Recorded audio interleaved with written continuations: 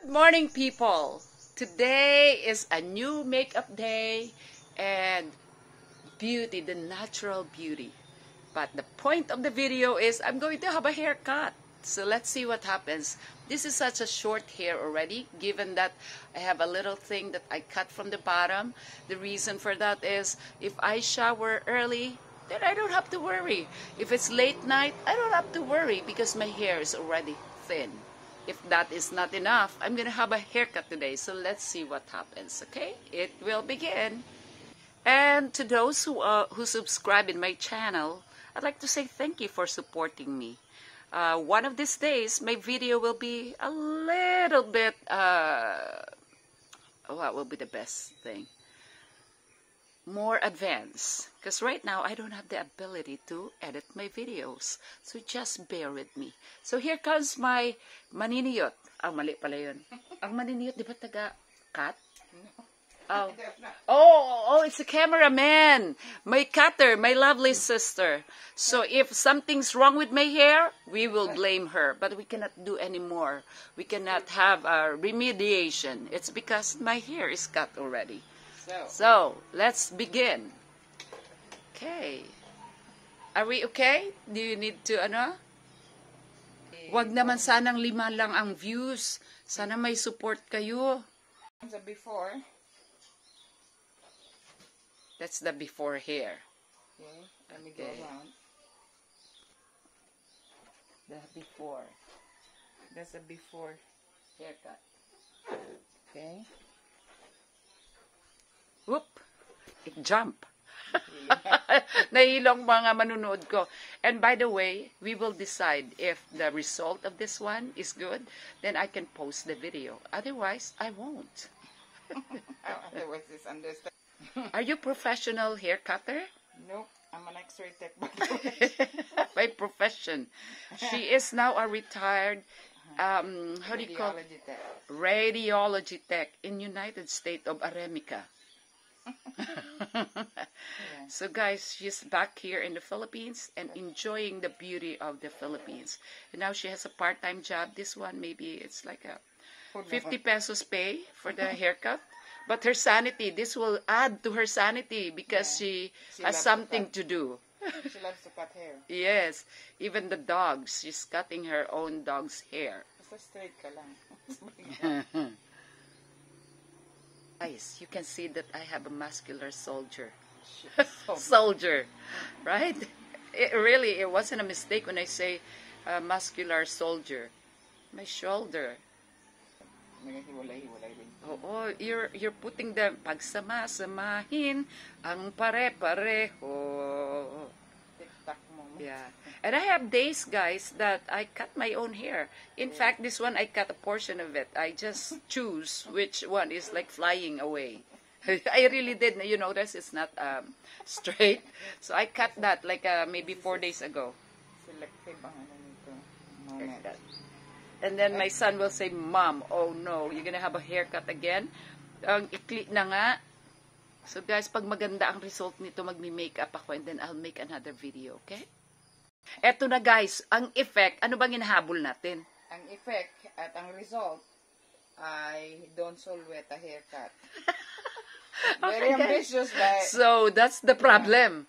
very ambitious, but it's all about trying. You see, you gotta try, and if you succeed, then you celebrate. If you fail, then you say, okay, try again. Wait a minute, we cannot duplicate Don Sulweta's face. It's only the hair. Yeah, that's why I said hair.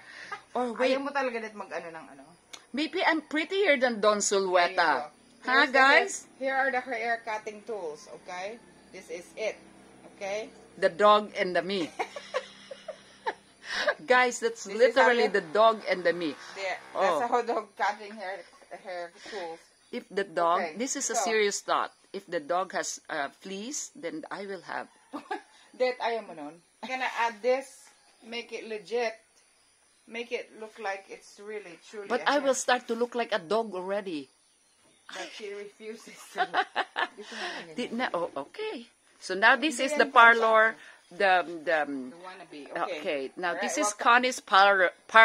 Alright, well, we'll come back to you here in a bit. Okay. Sabi yung TikTok moment. Ang TikTok nga, walang ano eh. Yan na. Walang pakialam. Yan na, oh. Uy, yun na.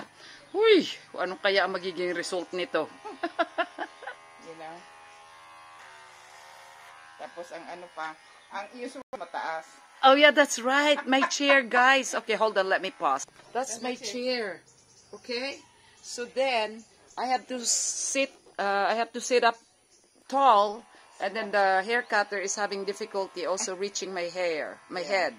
That could be something that would affect the result too. Oh, now we're making excuses. We have a problem. Alright, so pause and then we'll pray. We'll pray. Oh no, Dawn. Sorry. I feel bad for myself. Let me interview you. Where did you learn how to cut hair? Actually, I did not have a formal training. It's all about imagination and creativity. So guys, we need maybe I can change my mind. We need intervention. Intervention of this situation. Okay. Alright, bring your head back. Okay, back. So, and then a part of it I learned from TikTok. How many clientele so far? I've had, tingnan mo, ganda. 2 dogs. You have 2 2 dogs. And 1 husband. My husband and my children always been, ganda mo. Oh, wow. I trust you on that one. Wow, ang lakas pati ng ng cutter niya. Okay. Bagong charge. Oh my goodness. Maganda sana ikwento yung tungkol sa yung tungkol guys sa hulat anay, sir, I'll finish you. Wag na lang, baka hindi nyo na maintindihan, kay Bisaya man yun. Ang sana ito, meron tayong mga mayroong videographer. Oo, para may pause in between, no? No, kasi hyperextended neck already. Ang bilis ba guys? Dito na kami sa front. Bilis ng cutter natin Hindi pa kasi naayos. Confidence. Okay. Pero guys, pagka pwede kayong pumunta dito free. Free ang pag-haircut Free nyo. ang practice. Free na ang practice. At saka yun nga, it's the sanity. Straight ka. I will not move. Sure yan mag-ano yan imagine mo, I gave my life to you. Okay. My future. Guys, mind you, baka mamaya mayroong pang magpila dito ng magpapagupit. Oo. I meet many people, guys, in my profession. I'm not gonna tell you what it is, but I do. But then, I'm giving it to her. Pag mali ito, bayaran mo ako, Yeah. Bayaran yung yung wig. Oh, yun na. That's confidence and submission. Yeah, you have the confidence. I submit to you. Baka yung president namin, pag nakita niya bukas na maganda ang haircut ko, sabihin niya. Lalo na yung din mo. Oo, sabihin nila, oh, wow, ang ganda ng haircut mo. Sasabihin ko talaga maraming linya ito.